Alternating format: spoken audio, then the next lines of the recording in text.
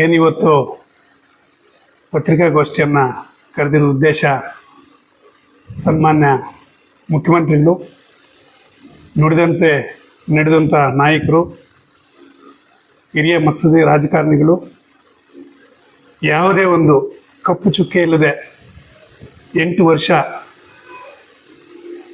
ಮುಖ್ಯಮಂತ್ರಿಗಳ ಸ್ಥಾನದಲ್ಲಿ ಮುಂದುವರೆದು ನಿನ್ನೆ ತಾನೇ ಅವರ ಮುಖ್ಯಮಂತ್ರಿ ಸ್ಥಾನಕ್ಕೆ ಹೈಕಮಾಂಡ್ ನಿರ್ದೇಶನದಂತೆ ರಾಜೀನಾಮೆಯನ್ನು ಸಲ್ಲಿಸಿ ಮತ್ತೆ ದೆಹಲಿಗೆ ತೆರಳಿ ವಾಪಸ್ ಆಗಿರುವಂತಹ ನಮ್ಮ ನಾಯಕರಾದಂಥ ಸನ್ಮಾನ್ಯ ಸಿದ್ದರಾಮಯ್ಯ ಸಾಹೇಬರಿಗೆ ಕೃತಜ್ಞತೆಯನ್ನು ಸಲ್ಲಿಸುತ್ತಾ ಅವರ ಒಂದು ಮಾರ್ಗದರ್ಶನದಂತೆ ಮುಂದಿನ ಮುಖ್ಯಮಂತ್ರಿಗಳಾಗುವಂತಹ ಸನ್ಮಾನ್ಯ ಡಿ.ಕೆ. ಶಿವಕುಮಾರ್ ಸಾಹೇಬರಿಗೆ ಶುಭ ಹಾರೈಸುತ್ತಾ, ನುಡಿದಂತೆ ನಡೆದಂಥ ಈ ಕಾಂಗ್ರೆಸ್ ಸರ್ಕಾರದ ಭರವಸೆಗಳನ್ನು ಏನು 5 ಗ್ಯಾರಂಟಿಗಳನ್ನು ಕೊಡ್ತಾ ಇದೆ, ಅದೇ ಥರ ಮುಂದುವರಿಸ್ಕೊಂಡು ಉತ್ತಮ ಆಡಳಿತ ನೀಡ್ತಾರೆ ನಮ್ಮ ಡಿ.ಕೆ. ಶಿವಕುಮಾರ್ ಸಾಹೇಬರು ಅಂತ ಬಯಸುತ್ತಾ, ನಮ್ಮ ನಾಯಕರಾದಂಥ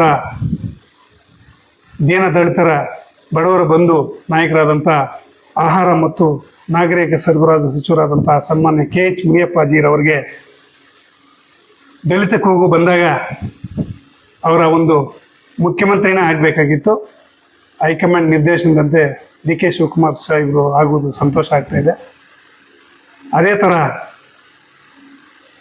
ಏನಾದರೂ ಒಂದು ಅವಕಾಶ ಮಾಡಿಕೊಡ್ಬೇಕಂದ್ರೆ ಉಪಮುಖ್ಯಮಂತ್ರಿ ಸ್ಥಾನ ಕೊಡಬೇಕು ಅವ್ರಿಗೆ.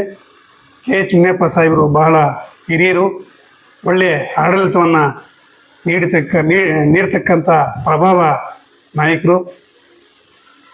ಅವ್ರದ್ದೇ ಒಂದು ಚಾಕಚಕ್ಯತೆ ಇದೆ ರಾಜಕಾರಣದಲ್ಲಿ.